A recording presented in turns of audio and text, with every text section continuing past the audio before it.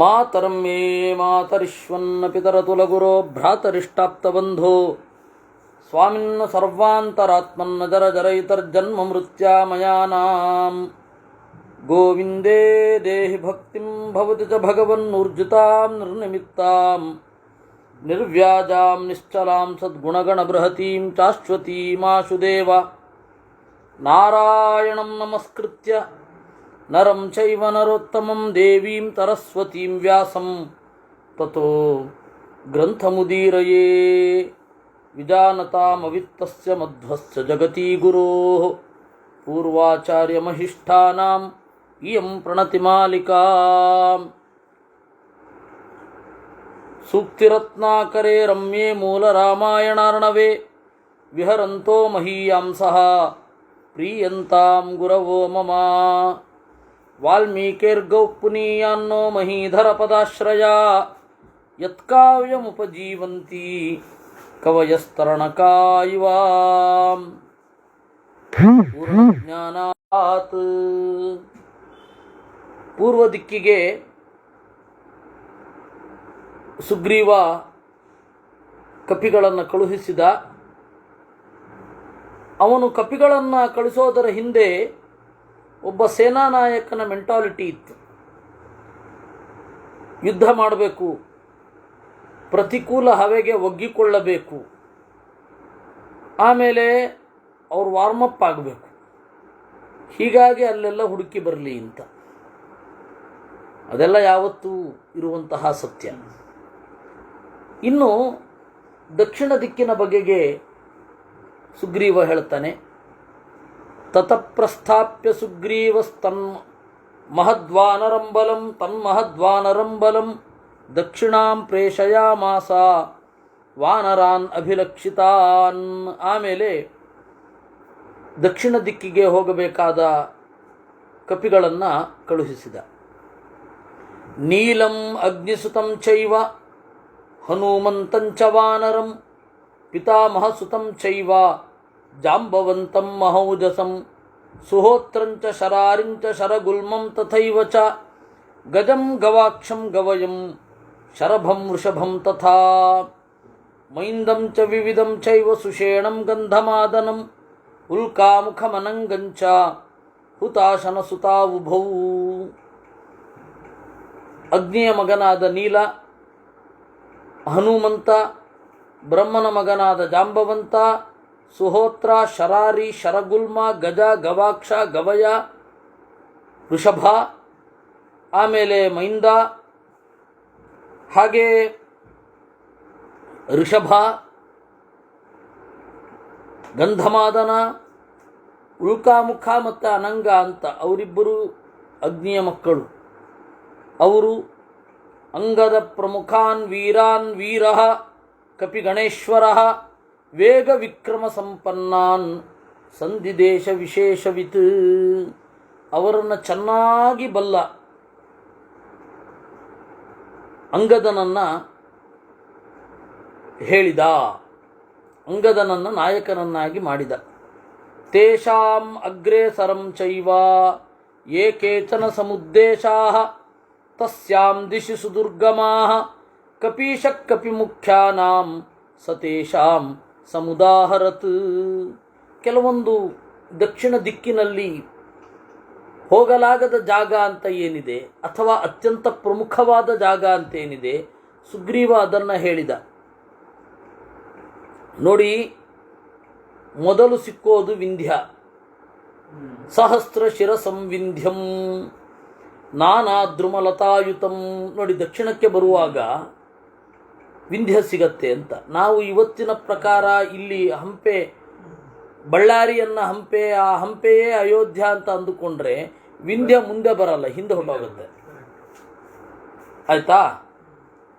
ಹಿಂದೆ ಹೋದ್ರು ಅಂತ ವ್ಯಾಖ್ಯಾನ ಮಾಡಬೇಕಾಗತ್ತೆ.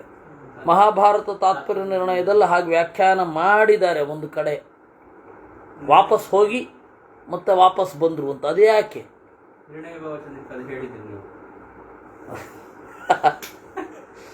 ಅದರಿಂದಾಗಿ ಜಿಯೋಗ್ರಫಿಕಲಿ ನಾವು ಆ ತರಹ ತೀರ್ಮಾನ ಮಾಡ್ಲಿಕ್ಕೆ ಬರಲ್ಲ. ಆಮೇಲೆ ನರ್ಮದಾಂಚ ನದೀಂ ರಮ್ಯಾಂ, ನರ್ಮದಾ ನದಿ ಸಿಗತ್ತೆ ಅಲ್ಲಿಂದ ಬರುವಾಗ. ನಾವಿವತ್ತು ಬರೋದಾದರೆ ಮತ್ತೆ ಹಿಂದೆ ಹೋಗಬೇಕಾಗತ್ತೆ.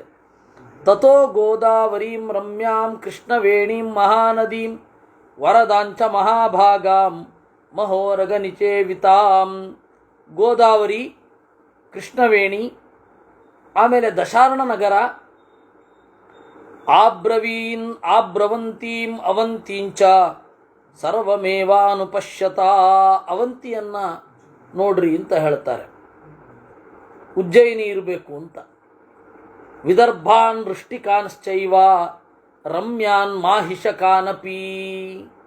ಆಮೇಲೆ ವಿದರ್ಭ, ವೃಷ್ಟಿಕ, ಆಮೇಲೆ ಮಾಹಿಷಕ, ತಥಾ ಮತ್ಸ್ಯ ಕಲಿಂಗಾಂಶ್ಚ ಕೌಶಿಕಾಂಶ್ಚ ಸಮಂತತಃ ಅನ್ವೀಕ್ಷ್ಯ ದಂಡಕಾರಣ್ಯಂ ಸಪರ್ವತ ನದಿ ಗುಹಾಂ. ಆಮೇಲೆ ದಂಡಕಾರಣ್ಯ, ಮತ್ಸ್ಯ ಇವುಗಳನ್ನೆಲ್ಲ ನೋಡಿ, ನದೀಂ ಗೋದಾವರೀಂ ಚೈವ ಸರ್ವಮೇವಾನುಪಶ್ಯತ. ಗೋದಾವರಿ ನದಿಯ ತನಕ ಬನ್ರಿ.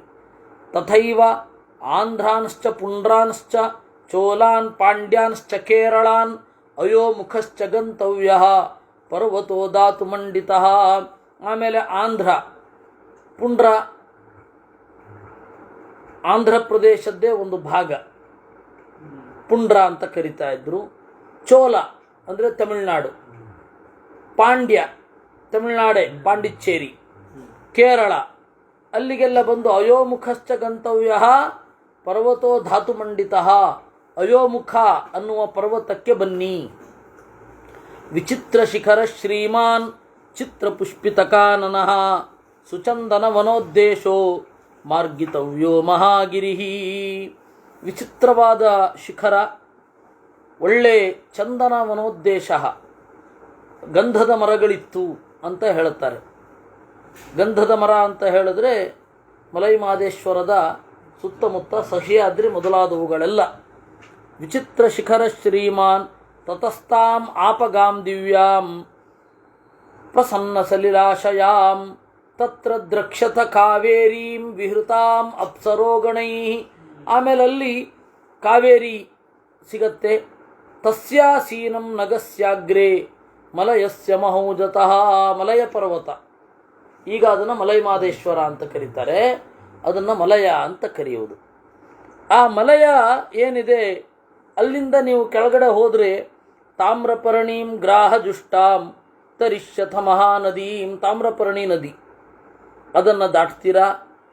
ಸಾ ಚಂದನ ವನೈಶ್ಚಿತ್ರೈ ಪ್ರಚ್ಛನ್ನ ದ್ವೀಪವಾರಿಣಿ ಕಾಂತೇವ ಯುವತಿ ಕಾಂತಂ ಸಮುದ್ರಮವಗಾಹತೆ. ತಾಮ್ರಪರ್ಣಿ ನದಿ ಸಮುದ್ರಕ್ಕೆ ಹೋಗೋದು ಅತ್ಯಂತ ಗುಟ್ಟಿನಲ್ಲಿ. ಕಾವೇರಿಯ ತರಹ ಭೋರ್ಗೆರೆದು ಹೋಗೋದಿಲ್ಲ, ಎಲ್ಲಿ ಸೇರುತ್ತೆ ಅನ್ನೋದೇ ಗೊತ್ತಾಗೋದಿಲ್ಲ. ಅದಕ್ಕೆ ಹೇಳ್ತಾರೆ ಕಾಂತೇವ ಯುವತಿ ಕಾಂತಂ. ಬಯಸಿದ ನಲ್ಲನನ್ನ ಮೆಲ್ಲಗೆ ಸೇರುವ ನಲ್ಲೆಯ ಹಾಗೆ ತಾಮ್ರಪರ್ಣಿ ನದಿ ಸಮುದ್ರನನ್ನು ಸೇರುತ್ತಾಳೆ. ತಥೋ ಹೇಮಮಯಂ ದಿವ್ಯಂ ಮುಕ್ತಾಮಣಿ ವಿಭೂಷಿತಂ ಯುಕ್ತಂ ಕವಾಟಂ ಪಾಂಡ್ಯಾನಾಂ ಗತಾದ್ರಕ್ಷಥವಾ ನರಾಹ. ಹಾಗೆ ಆ ಪಾಂಡ್ಯ ದೇಶದ ಭೂಭಾಗ, ಅದನ್ನು ಆವರಿಸಿರುವ ಸಮುದ್ರ ಮೊದಲಾದವುಗಳನ್ನು ನೋಡ್ರಿ. ಅಗಸ್ತ್ಯೇನಾಂತರೇ ತತ್ರ ಸಾಗರೇ ವಿನಿವೇಶಿತಃ ಚಿತ್ರಸಾನು ನಗಃ ಶ್ರೀಮಾನ್ ಮಹೇಂದ್ರ ಪರ್ವತೋತ್ತಮಃ. ಈ ದಕ್ಷಿಣ ದಿಕ್ಕನ್ನು ವಿಸ್ತರಿಸಿದ್ದೇ ಅಗಸ್ತ್ಯ. ಆ ಕಥೆ ಮಹಾಭಾರತದಲ್ಲಿ ಬಂದಿದೆ. ಆದರೂ ನಾನು ಹೇಳ್ತೇನೆ, ವಿಂಧ್ಯ ಪರ್ವತಕ್ಕೂ ಮೇರು ಪರ್ವತಕ್ಕೂ ಸ್ಪರ್ಧೆ ಆಯಿತು ಒಮ್ಮೆ. ಮೇರು ಪರ್ವತವನ್ನು ಸೂರ್ಯ ಸುತ್ತು ಬರೋದು ಯಾಕೆ? ನನಗೂ ಅಷ್ಟೇ ಯೋಗ್ಯತೆ ಇದೆ, ನನಗೂ ಸುತ್ತು ಬರಬೇಕು, ಹಾಗೆ ಬೆಳಿತೇನೆ ಅಂತ ವಿಂಧ್ಯ ಪರ್ವತ ಬೆಳಿಲಿಕ್ಕೆ ಶುರು ಮಾಡಿತಂತೆ. ಪ್ರಕೃತಿಯ ಅತ್ಯಂತ ಎರಡು ಶಕ್ತಿ ಕೇಂದ್ರಗಳು, ಅವೆರಡೂ ಬೆಳಿಲಿಕ್ಕೆ ಶುರು ಆಯಿತು ಅಂದರೆ ಗತಿ ಏನು? ಅದರಿಂದಾಗಿ ದೇವತೆಗಳೆಲ್ಲ ಅಗಸ್ತ್ಯರಿಗೆ ಹೇಳಿದ್ರಂತೆ, ಹೇಗಾದರೂ ಮಾಡಿ ಈ ಸಂಘರ್ಷ ಕ್ಲಾಶ್ ತಪ್ಪಬೇಕು ಅಂತ. ಹಾಗೆ ಅಗಸ್ತ್ಯರೇನು ಮಾಡಿದ್ರು, ವಿಂಧ್ಯನ ಹತ್ತಿರ ಬಂದು ಸಜ್ಜನರು ಇಬ್ಬರು ಜಗಳ ಮಾಡ್ಕೊಳ್ತಾ ಇದ್ದಾಗ ಅವರ ಸೌಜನ್ಯ ಅಂತ ಗೊತ್ತಾದ ಮೇಲೆ ಮಿದುವಾಗಿ ಪರಿಹಾರ ಮಾಡಬೇಕು. ಒಬ್ಬನನ್ನು ಒತ್ತೋ ತುಳಿದೋ ಕೊಂದೋ ಅಲ್ಲ. ದುರ್ಜನರು ಅಡ್ಡಿ ಮಾಡ್ತಾ ಇದ್ದಾಗ ಅವರನ್ನು ಕೊಲ್ಲಬೇಕು. ಇದು ರಾಜಧರ್ಮ. ದೇವತೆಗಳು ಜಗದ ರಾಜರು. ಅದರಿಂದಾಗಿ ಅವರು ಅಗಸ್ತ್ಯನನ್ನು ಕಳುಹಿಸಿದರು. ಅಗಸ್ತ್ಯರು ಸೀದಾ ಹತ್ತಿದ್ರು. ಏಕೆ ಋಷಿಗಳೇ, ಆಯಾಸ ಆಗ್ತಾ ಇದೆಯಾ? ಹೌದಪ್ಪ, ನೀನು ಬೆಳಿತಾನೆ ಇದ್ದರೆ ಆಯಾಸ ಆಗತ್ತೆ. ನಾನು ದಕ್ಷಿಣಕ್ಕೆ ಹೋಗ್ತೀನಿ, ನಾನು ಹೋಗಿ ಬಂದಮೇಲೆ ಬೇಕಾದ್ರೆ ಬೆಳಿ ಎಂದರು. ಆಮೇಲೆ ವಾಪಸ್ ಹೋಗಲೇ ಇಲ್ಲ, ಅಲ್ಲೇ ಇದ್ದುಬಿಟ್ರು.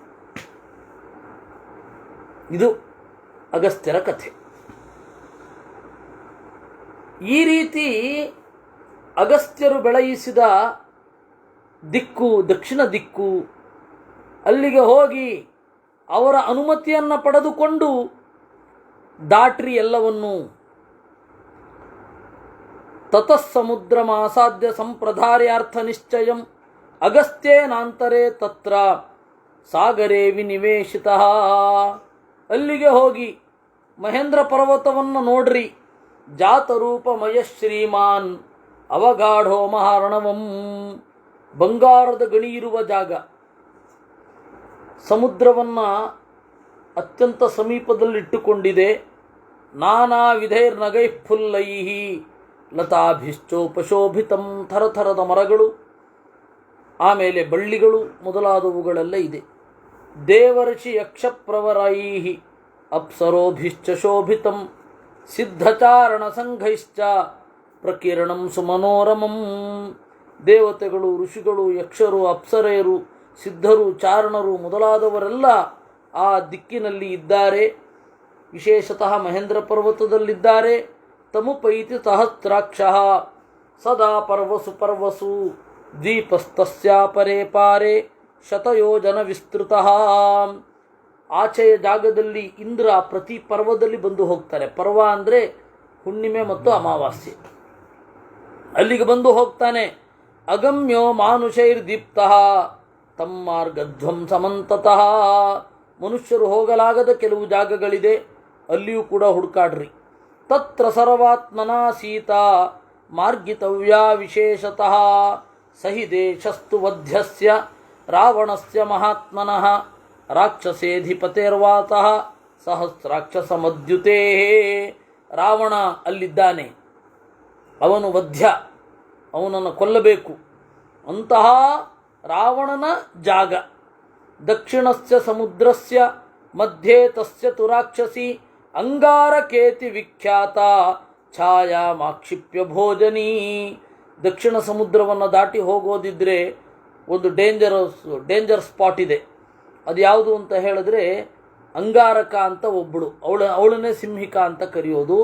ಅವಳು ವಿಶಿಷ್ಟವಾದ ವರವನ್ನು ಪಡೆದಿದ್ದಾಳೆ. ನೆರಳನ್ನು ಹಿಡ್ಕೊಂಡು ತಿಂದು ಬಿಡ್ತಾಳೆ. ನೆರಳು ಸಿಕ್ಕಿದ್ರೆ ವ್ಯಕ್ತಿ ಸಿಕ್ಕ ಹಾಗೆ. ಏವಂ ನಿಸ್ಸಂಶಯಾನ್ ಕೃತ್ವಾ ಸಂಶಯಾನ್ ನಷ್ಟ ಸಂಶಯಾ ಮೃಗಯಧ್ವಂ ನರೇಂದ್ರಸ್ಯ ಪತ್ನಿ ಮಮಿತ ತೇಜತಃ. ಹೀಗೆ ಎಲ್ಲಿ ಅತ್ಯಂತ ಸಂಶಯ ಇರ್ತದೋ ಆ ಜಾಗವನ್ನು ನಿಸ್ಸಂಶಯಾನ್ ಕೃತ್ವ ಕನ್ಫರ್ಮ್ ಮಾಡ್ಕೊಳ್ಳಿ. ಹೋಗಬಹುದೇ ಹೋಗಬಾರದೆ, ಅಲ್ಲಿ ಪೀಡೆ ಇದೆಯೇ ಇಲ್ಲವೇ ಕನ್ಫರ್ಮ್ ಮಾಡ್ಕೊಂಡು ದಾಟ್ರಿ. ತಮತಿಕ್ರಮ್ಯ ಲಕ್ಷ್ಮೀವಾನ್ ಸಮುದ್ರೇ ಶತಯೋಜನೆ ಗಿರಿ ಪುಷ್ಪಿತಕೋ ನಾಮ ಸಿದ್ಧಚಾರಣ ಸೇವಿತಃ. ಈ ಜಾಗವನ್ನು ದಾಟಿದ ಮೇಲೆ ಕಾಡಿನಲ್ಲಿ ಒಂದು ಪರ್ವತ ಸಿಗತ್ತೆ, ಪುಷ್ಪಿತಕ ಅಂತ ಕರೀತಾರೆ. ಅದರ ಹೆಸರು ತ್ರಿಕೂಟ ಅಂತ. ಯಾಕೆ ಅಂದರೆ 3 ಶಿಖರಗಳಿವೆ, ಅದಕ್ಕೆ ತ್ರಿಕೂಟ ಅಂತ ಕರೀತಾ ಇದ್ದು. ಅಲ್ಲಿಗೆ ಹೋಗಿ ಚಂದ್ರ ಸೂರ್ಯಾಂಶು ಸಂಕಾಶಃ ಸಾಗರಾಂಬು ತಮಾಶ್ರಯ ಭ್ರಾಜತೆ ವಿಪುಲೈ ಶೃಂಗೈ ಅಂಬರಂ ವಿಲಿಖನ್ನಿವಾ. ಆ ಬೆಟ್ಟದ ಕೋಡ್ಗಲ್ಲು ಆಕಾಶದಲ್ಲಿ ಏನನ್ನೋ ಬರೆಯುತ್ತಿದೆಯೋ ಎಂಬಷ್ಟು ಎತ್ತರವಾದ ಬೆಟ್ಟ. ತಸ್ಯೈಕಂ ಕಾಂಚನಂ ಶೃಂಗಂ ಸೇವತೆ ಯಂ ದಿವಾಕರಃ ನತಂ ಕೃತಜ್ಞ ಪಶ್ಯಂತಿ ನೃಶಂಸಾನ ನಾಸ್ತಿಕಾ, ಅಲ್ಲೊಂದು ಬಂಗಾರದ ಬಣ್ಣದ ಶಿಖರ ಇದೆ. ಅದನ್ನು ಕೃತಜ್ಞರು ನೋಡಲಿಕ್ಕಾಗಲ್ಲ, ನಾಸ್ತಿಕರು ನೋಡಲಿಕ್ಕಾಗಲ್ಲ, ಅತ್ಯಂತ ಕ್ರೂರಿಗಳು ನೋಡಲಿಕ್ಕಾಗಲ್ಲ. ಪ್ರಣಮ್ಯ ಶಿರಸಾ ಶೈಲಂ ತಂ ವಿಮಾರ್ಗಥವಾನರಾ ತಮತಿಕ್ರಮ್ಯ ದುರ್ಧರ್ಷಂ ಸೂರ್ಯವಾನ್ನಾಮ ನಾಮತಃ. ಆಮೇಲೆ ಸೂರ್ಯವಾನ್ ಅಂತ ಹೇಳಿ ಇದೆ, ಅದು 14 ಯೋಜನ 14 ಯೋಜನ ಅಗಲ ಇದೆ. ಅದನ್ನೂ ದಾಟದ ಮೇಲೆ ವೈದ್ಯುತ ಅಂತನ್ನುವ ಪರ್ವತ ಸಿಗತ್ತೆ. ಸರ್ವಕಾಮ ಫಲೈ ವೃಕ್ಷೈ ಸರ್ವಕಾಲ ಮನೋಹರೈ, ಎಲ್ಲ ಬಯಸಿದ ವೃಕ್ಷಗಳು ಬಯಸಿದ ಫಲಗಳು ಅಲ್ಲಿ ಸಿಗ್ತದೆ. ಅಲ್ಲಿ ಮೂಲ ಫಲಗಳನ್ನು ಉಂಡು ಮಧೂನಿ ಪೀತ್ವಾ ಜುಷ್ಟಾನಿ ಪರಂ ಗಚ್ಚತ ವಾನರಾಹ, ಜೇನನ್ನು ಕುಡಿದು ಚೆನ್ನಾಗಿ ಹಣ್ಣನ್ನು ತಿಂದು ಅಲ್ಲಿಂದ ಆಚೆ ಹೋಗ್ರಿ. ಕೂಟ ಅಂದರೆ ಶಿಖರ ಅಂತ ಅರ್ಥ. ಅಲ್ಲಿಂದ ಆಚೆ ಹೋಗ್ರಿ, ಆಯ್ತಾ. ಅಲ್ಲಿ ತತ್ರ ನೇತ್ರ ಮನಕ್ಕಾಂತಹ ಕುಂಜರೋ ನಾಮ ಪರ್ವತಃ, ಅಲ್ಲಿ ಮನಸ್ಸು ಮತ್ತು ಕಣ್ಣಿಗೆ ಆನಂದವನ್ನು ನೀಡುವ ಕುಂಜರ ಅಂತನ್ನುವ ಪರ್ವತ ಇದೆ. ಅಲ್ಲಿ ಒಂದು ಅಗಸ್ತ್ಯರ ಮನೆ ಇದೆ, ವಿಶ್ವಕರ್ಮ ಮಾಡಿದ್ದು. ಅಗಸ್ತ್ಯ ಭವನಂ ಯತ್ರ ನಿರ್ಮಿತಂ ವಿಶ್ವಕರ್ಮಣ, ಅಲ್ಲಿ ಸುಮಾರು ಬಹಳ ಉದ್ದವಾದ ಅಗಲವಾದ ಒಂದು ಮನೆ ಇದೆ. ತತ್ರ ಭೋಗವತಿ ನಾಮ ಸುಪರ್ಣಾನಾಂ ಸರ್ಪಾಣಾಮಾಲಯ ಪುರಿ, ಅಲ್ಲಿಂದ ಆಚೆ ಹೋದರೆ ಭೋಗವತಿ ಅಂತ ಸರ್ಪಗಳ ಮನೆ. ವಿಶಾಲ ರಥ್ಯ ದುರ್ದರ್ಶ ಸರ್ವತಃ ಪರಿರಕ್ಷಿತ, ಅಗಲವಾದ ರೋಡಿರುವ ಎಲ್ಲ ಕಡೆಯಿಂದ ರಕ್ಷಿತವಾದ ಘೋರವಾದ ಸರ್ಪಗಳ ಕಾವಲಿರುವ ಒಂದು ಜಾಗ ಬರುತ್ತೆ.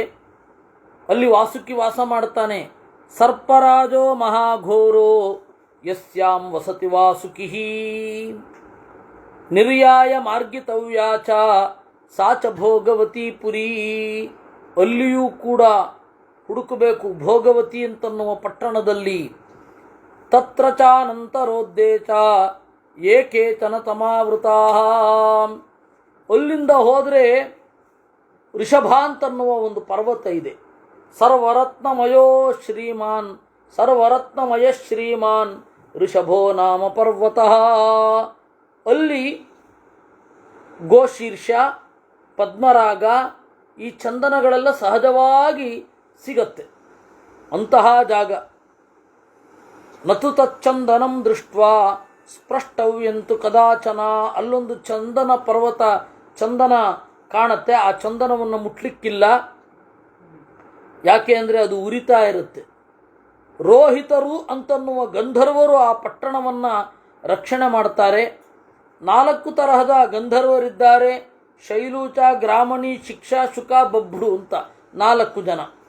ಶೈಲೂಚೋ ಗ್ರಾಮಣಿ ಶಿಕ್ಷಃ ಶುಕೋ ಬಭ್ರುಸ್ತಥೈವ ಚ, ಅಲ್ಲಿ ಶೈಲೂಚ ಅಂತನ್ನುವ ಗಂಧರ್ವನ ಜೊತೆಗಾರರು 3 ಕೋಟಿ ಜನ ಮುಂದೆ ಭರತನನ್ನು ಕಾಡಿ ಸಾಯ್ತಾರೆ. ಅವರು ಮುಂದೆ ಬರ್ತಾರೆ. ಅಂದರೆ ಉತ್ತರಕಾಂಡದಲ್ಲಿ ಅವರ ಬಗ್ಗೆ ಬರುತ್ತೆ. ಅಂತೆ ಪೃಥಿವ್ಯಾ ದುರ್ಧರ್ಷಾಃ ತತ ಸ್ವರ್ಗಜಿತಸ್ತತ, ಅದೇ ಭೂಮಿಯ ಕೊನೆ. ಆಮೇಲೆ ಆಚೆ ಹೋಗ್ಬಿಡ್ಬೇಡಿ, ಅದ್ರ ಪಿತೃಲೋಕ. ತತಃ ಪರಂ ನವಪಂಥಾಃ ಪಿತೃಲೋಕಸ್ಸು ದಾರುಣಃ, ಅಲ್ಲಿಗೆ ದಕ್ಷಿಣವೇ ಕೊನೆ ಆಗೋಗತ್ತೆ. ಅಂದರೆ ಮನುಷ್ಯರು ಹೋಗಬಹುದಾದ ದಕ್ಷಿಣ ಕೊನೆ ಆಗತ್ತೆ. ರಾಜಧಾನಿ ಯಮಸ್ಯೈಷ ಕಷ್ಟೇನ ತಮಸಾವೃತ, ಆ ಪಿತೃಲೋಕ ಬೇರೆ ಯಾರ್ದು ಅಲ್ಲ, ಯಮನ ರಾಜಧಾನಿ. ಅಲ್ಲಿಂದ ಮುಂದೆ ಹೋಗ್ಲಿಕ್ಕಾಗಲ್ಲ. ಏತಾವದೇವ ಯುಷ್ಮಾಭಿ ವೀರವಾನರ ಪುಂಗವಾಹ, ಇಷ್ಟರೊಳಗಡೆ ಹುಡುಕ್ಬೋದು. ಅಂದರೆ ಲಂಕೆಯೇ ಯಾವುದೋ ಮಧ್ಯದ ಪಾಯಿಂಟಲ್ಲಿ ಬಂದೊಟ್ಟೋಗುತ್ತೆ. ಸುಗ್ರೀವ ಅಲ್ಲೆಲ್ಲ ಓಡೋಟೋಗಿದ್ದಾನೆ. ಯಾವ ಪರಿ ಓಡಿರ್ಬೇಡ ಅವನು. ಸರ್ವಮೇತತ್ ಸಮಾಲೋಕ್ಯ ಯಚ್ಚಾನ್ಯದಪಿ ದೃಶ್ಯತೆ ಗತಿಂ ವಿದಿತ್ವಾ ವೈದೇಹ್ಯಾಃ ಸನ್ನಿವರ್ತಿತುಮರ್ಹಥ. ಸೀತೆಯನ್ನು ಹುಡುಕ್ಬೇಕಾದ್ರೆ ಅದು ಕಡೆಯ ದಾರಿ. ಅಲ್ಲಿಯೂ ಸಿಗಲಿಲ್ಲ ಅಂದರೆ ವಾಪಸ್ ಬಂದ್ಬಿಡ್ರಪ್ಪ, ಅಲ್ಲಿಂದ ಮುಂದೊಟ್ಟು ಹೋಗ್ಬಿಡ್ಬೇಡಿ. ಆಮೇಲೆ ಯಾವತ್ತೂ ಸಿಗಲ್ಲ, ಈ ಸುದ್ದಿಯೂ ಸಿಗಲ್ಲ ನಮಗೆ. ಶಕ್ಯಂ ವಿಚೇತುಂ ಗಂತುಂ ವಾ ನಾತೋ ಗತಿಮತಾಂ ಗತಿ. ಎಷ್ಟೇ ದಾರಿಯನ್ನು ತಿಳಿದಿದ್ರೂ ಇದರಿಂದ ಮುಂದೆ ಹೋಗಲಿಕ್ಕಾಗಲ್ಲ, ಇಲ್ಲಿಂದ ವಾಪಸ್ ಬರಬೇಕು. ಸರ್ವಮೇತತ್ ಸಮಾಲೋಕ್ಯ ಯಚ್ಚಾನ್ಯದಪಿ ದೃಶ್ಯತೆ. ನಾನು ಹೇಳಿದಷ್ಟೇ ಜಾಗಗಳಿರಬೇಕು ಅಂತಿಲ್ಲ, ನಾನು ಹೇಳದ ಜಾಗಗಳು ಕೆಲವಿರ್ತದೆ, ಆದರೆ ಸಾಮಾನ್ಯ ಇದು ಕೊನೆ. ಇವಾಗ ಬೆಂಗಳೂರಿಂದ ಮೈಸೂರು ಅಂತ ಒಂದು ಗುರಿ ಇಟ್ಟುಕೊಂಡ್ರೆ ಮಧ್ಯದಲ್ಲಿ ನಮಗೆ ಗೊತ್ತಿರೋದು 1000 ಊರುಗಳಿರ್ತದೆ. ಅಲ್ಲಿಗೆ ಹೋಗೋದಿದ್ರೆ ಅಲ್ಲಿಗೂ ಹೋಗಿ ಹುಡುಕ್ರಿ, ಸಾಧಾರಣ ಅದು ಕೊನೆ ಅಂತ ಹೇಳೋದು. ಮತ್ತುಲ್ಯ ವಿಭವೋ ಭೋಗೈ ಸುಖಂ ಚ ವಿಹರಿಷ್ಯತಿ ಯಶ್ಚ ಮಾಸಾನ್ ನಿವೃತ್ತೋಗ್ರೆ ದೃಷ್ಟಾ ಸೀತೇತಿ ವಕ್ಷತಿ. ಯಾರು 1 ತಿಂಗಳ ಒಳಗಡೆ ಬರ್ತಾನೆ, ಸೀತೆಯನ್ನು ನೋಡಿದೆ ಅಂತ ಹೇಳ್ತಾನೆ, ನನ್ನ ರಾಜ್ಯದಲ್ಲಿ ಮತ್ತುಲ್ಯ ವಿಭವಾಹ ಭೋಗೈ, ನನಗೆ ಸಮಾನವಾದ ಸ್ಥಾನ, ನಾನು ಹೇಗೆ ನಿರಂಕುಶನಾಗಿ ಈ ರಾಜ್ಯದಲ್ಲಿ ಇರಬಲ್ಲನೋ ಅಷ್ಟೇ ವೈಭವ ಅವನಿಗೂ ಇರುತ್ತೆ. ತತಪ್ರಿಯತರೋ ನಾಸ್ತಿ ಮಮ ಪ್ರಾಣಾದ್ವಿಶೇಷತಃ ಕೃತಾಪರಾಧೋ ಬಹುಶೋ ಮಮ ಬಂಧುರ್ಭವಿಷ್ಯತಿ. ಆಮೇಲೆ ಅವನು ಏನೇ ತಪ್ಪು ಮಾಡಿದ್ರು ನನ್ನ ಬಂಧು, ಅವನಿಗೆ ಯಾವ ಶಿಕ್ಷೆಯೂ ಇಲ್ಲ.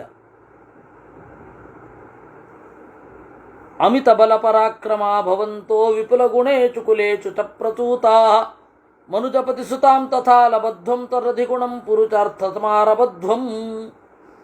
ಎಣೆಯಿರದ ಬಲ ಪರಾಕ್ರಮ ಇರುವ ನೀವು, ಒಳ್ಳೆಯ ಕುಲದಲ್ಲಿ ಹುಟ್ಟಿದವರು, ಈ ವೈದೇಹಿಯನ್ನು ಆರಿಸಿಕೊಂಡು ಬನ್ನಿ ಅಂತ ಹೇಳಿದ ಅನ್ನುವಲ್ಲಿಗೆ 41ನೆಯ ಸರ್ಗ. ಅಥ ಪ್ರಸ್ಥಾಪ್ಯ ಸಹರೀನ್ ಸುಗ್ರೀವೋ ದಕ್ಷಿಣಾಂ ದಿಶಂ ಅಬ್ರವೀನ್ ಮೇಘ ಸಂಕಾಚಂ ಸುಷೇಣಂ ನಾಮ ವಾನರಂ. ಆಮೇಲೆ ಸುಷೇಣ, ಅವನು ತಾರೆಯ ಅಪ್ಪ, ಆ ಸುಷೇಣನಿಗೆ ಹೇಳಿದ, ತಾರಾಯ ಪಿತರಂ ರಾಜ ಶ್ವಶುರಂ ಭೀಮ ವಿಕ್ರಮಂ. ತಾರೆಯ ತಂದೆ ಇವನು ಮಾವ, ಅದರಿಂದಾಗಿ ಕೈ ಮುಗಿದು ಹಿರಿಯನಿಗೆ ಹೇಳಿದನಂತೆ, ಮಹರ್ಷಿ ಪುತ್ರಂ ಮಾರೀಚಂ ಅರ್ಚಿಷ್ಮಂತಂ ಮಹಾಕಪಿಂ. ಎಂತಹವನು, ಬುದ್ಧಿ ವಿಕ್ರಮ ಸಂಪನ್ನಂ ವೈನತೇಯ ತಮದ್ಯುತಿಂ. ಬುದ್ಧಿಯಿಂದಲೂ ಪರಾಕ್ರಮದಿಂದಲೂ ಕೂಡಿರುವ, ಗರುಡನಿಗೆ ಸಮವಾದ ಹಾರಾಟ ಇರುವ, ಮರೀಚಿ ಪುತ್ರಾನ್ ಮಾರೀಚಾನ್ ಅರ್ಚಿರ್ಮಾಲ್ಯಾನ್ ಮಹಾಬಲಾನ್. ಎಷ್ಟೋ ಜನ ಋಷಿ ಪುತ್ರರಿದ್ದಾರೆ, ಅವರೆಲ್ಲರಿಗೆ ಪ್ರತೀಚೀಂ ಅದಿಶದ್ದಿಶಂ, ಹೋಗಿ ಪಶ್ಚಿಮ ದಿಕ್ಕಿಗೆ ಹೋಗಿ ಅಂತಂದ. ನೋಡಿ, ಪೂರ್ವ, ನಮ್ಮ ಎದುರುಗಡೆ ಕಾಣೋದು ಪೂರ್ವ ಅಂದರೆ ಅದರ ಬಲಗಡೆಗೆ, ಅದರ ಎಡಗಡೆಗೆ ಇರುವಂಥದ್ದು ದಕ್ಷಿಣ. ಆಮೇಲೆ ಅದರ ಪಕ್ಕ ಇರುವಂಥದ್ದು ಪಶ್ಚಿಮ ಆಗುತ್ತೆ, ದಕ್ಷಿಣ ಪಶ್ಚಿಮ, ಆಮೇಲೆ ಉತ್ತರ ಆಗತ್ತೆ. ಹೇಳಿದರಂತೆ, ನೀವೆಲ್ಲರೂ ಕೂಡ ಸುಷೇಣ ಪ್ರಮುಖಾಯೂಯಂ ವೈದೇಹಿಂ ಪರಿಮಾರ್ಗಥಾ. ಯಾವುದು? ಸೌರಾಷ್ಟ್ರ ಅಂದರೆ ಗುಜರಾತ, ಬಾಹ್ಲಿಕ ಅಂದರೆ ಪಂಜಾಬ್, ಆಮೇಲೆ ಚಂದ್ರಚಿತ್ರ, ಸ್ಫೀತಾನ್ ಜನಪದಾನ್ ರಮ್ಯಾನ್ ವಿಪುಲಾನಿ ಪುರಾಣಿ ಚ. ಸಮೃದ್ಧವಾದ ಪಟ್ಟಣವನ್ನು ನೋಡಿ. ಪುನ್ನಾಗ ಅಂತನ್ನುವ ಒಂದು ಜಾಗ, ಅಲ್ಲಿಗೆ ಬಕುಲೋದ್ದಾಲಕಾಕುಲಂ. ಆಮೇಲೆ ಕೇತಕ ಖಂಡಾಂಶ್ಚ, ಕೇತಕ ಅಲ್ಲಿ ಹುಡುಕ್ರಿ. ಪ್ರತ್ಯಕ್ ಸ್ರೋತೋ ವಹಾಶ್ಚೈವ ನದ್ಯ ಶೀತಜಲಾಶಿವಾ ತಾಪಸಾನಾಮರಣ್ಯಾನಿ ಕಾಂತಾರಗಿರಯಶ್ಚಯೇ. ತಾಪಸಾರಣ್ಯ, ಕಾಂತಾರ ಅಂದರೆ ದಟ್ಟವಾದ ಕಾಡುಗಳು, ಅಲ್ಲಿ ಇರುವ ಮರಗಳು, ಬೆಟ್ಟಗಳು. ಸ್ಥಳೀಹಿ ಮರುಪ್ರಾಯ, ಆಮೇಲೆ ರಾಜಸ್ಥಾನ ಮರುಭೂಮಿ, ಅಲ್ಲೆಲ್ಲ ನೋಡ್ರಿ. ಗಿರಿಜಾಲಾವೃತಾಂ ದುರ್ಗಾಂ ಮಾರ್ಗಿತ್ವಾ ಪಶ್ಚಿಮಾಂ ದಿಶಂ. ಆಮೇಲೆ ಅಲ್ಲೆಲ್ಲ ಹುಡುಕ್ತಾ ಇದ್ದಾಗ ನಿಮಗೆ ಪಶ್ಚಿಮದಲ್ಲಿಯೂ ಸಮುದ್ರ ಸಿಗತ್ತೆ. ತಿಮಿಯಿಂದಲೂ ಮೊಸಳೆಯಿಂದಲೂ ಕೂಡಿರುತ್ತೆ. ತಿಮಿಂಗಿಲ ಅಂದರೆ ಏನು ಗೊತ್ತಾ? ವೇಲ್ ಅಂತ ನಾವಿವತ್ತು ಟ್ರಾನ್ಸ್ಲೇಟ್ ಮಾಡ್ತಾ ಇದ್ದೀವಿ, ಇರಬಹುದು. ಆದರೆ ತಿಮಿಂಗಿಲ ಅನ್ನೋ ಶಬ್ದಕ್ಕೆ ಏನು ಅರ್ಥ ಗೊತ್ತಾ? ತಿಮಿ ಅಂತ ಹೇಳಿ ದೊಡ್ಡ ಪ್ರಾಣಿ ಇರುತ್ತೆ, ಸಮುದ್ರದ್ದು, ಅದನ್ನು ಗಿಲತಿ ನುಂಗುತ್ತದೆ. ತಿಮಿಂಗಿಲ.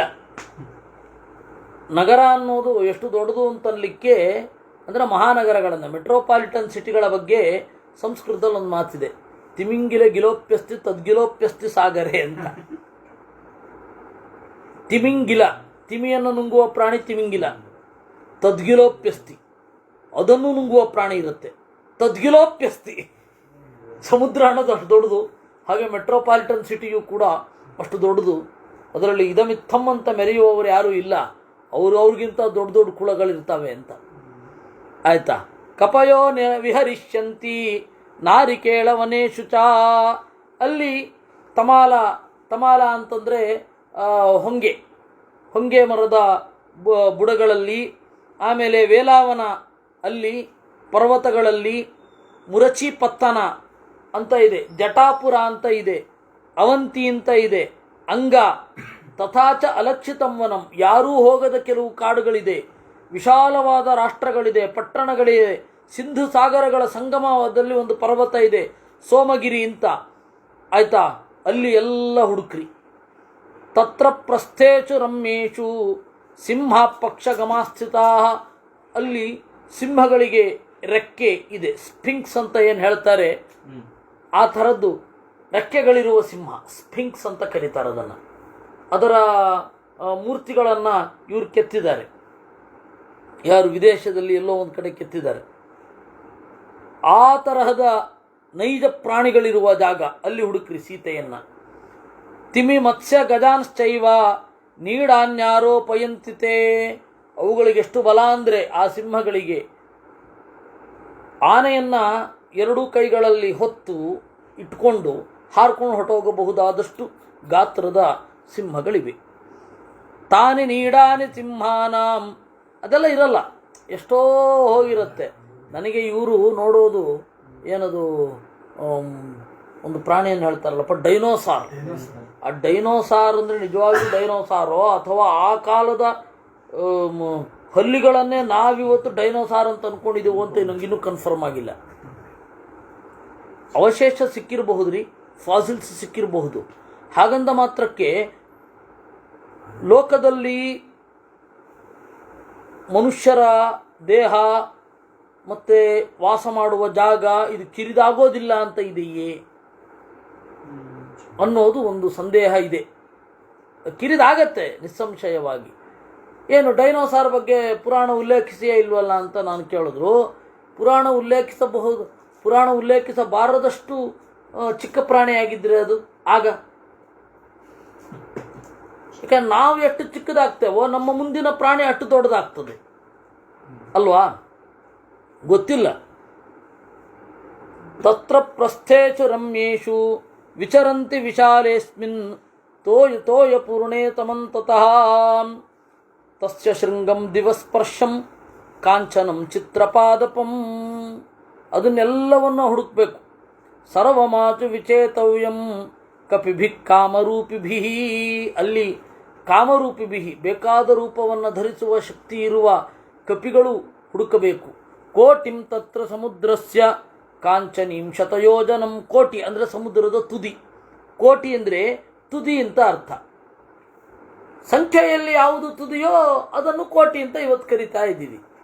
ಆದರೆ ಕೋಟಿ ಅನ್ನೋದಕ್ಕೆ ದ್ವಿಕೋಟಿಕ ಸಂಶಯ ಅಂತೆಲ್ಲ ಸಂಸ್ಕೃತದಲ್ಲಿ ಬರ್ತದೆ. ಅಲ್ಲಿ ಕೋಟಿ ಅಂತಂದರೆ ತುದಿ ಅಂತ ಅಷ್ಟೇ ಅರ್ಥೇ ವಿನಃ 33 ಕೋಟಿ ದೇವತೆಗಳು ಅಂದರೆ 33 ತರಹದ ದೇವತೆಗಳು ಅಂತ ಅರ್ಥ. ಕೋಟಿ ಅನ್ನೋದಕ್ಕೆ ಅಲ್ಲಿ ತರಹ ಅಂತ ಅರ್ಥ. ಸರ್ವಮಾಚು ವಿಚೇತವ್ಯಂ ದುರ್ದರ್ಚಾಂ ಪಾರಿಯಾತ್ರಸ್ಯ ಗತ್ವಾ ದ್ರಕ್ಷ್ಯಥವಾ ನರಾಹ. ಪಾರಿಯಾತ್ರ ಅಂತ ಹೇಳಿ ಒಂದು ಗಿರಿ, ಅಲ್ಲಿ ಹುಡುಕಬೇಕು.